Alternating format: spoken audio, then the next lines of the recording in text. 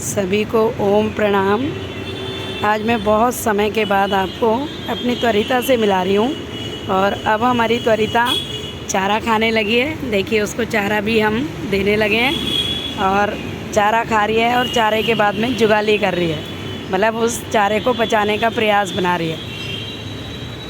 आज बहुत टाइम के बाद मैं आप सबको त्वरिता के दर्शन करा रही हूँ। ये उसकी बड़ी बहन है, ये उसकी माँ है। ये देखिए ये सफ़ेद कलर की है, उसकी माँ है। ये काले कलर की उसकी मासी है। बहुत ही आनंद की अनुभूति होती है इनके पास आकर, इनकी सेवा करके बहुत अच्छा लगता है।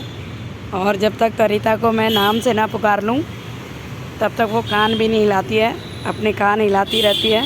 त्वरिता, त्वरिता, त्वरिता, त्वरिता।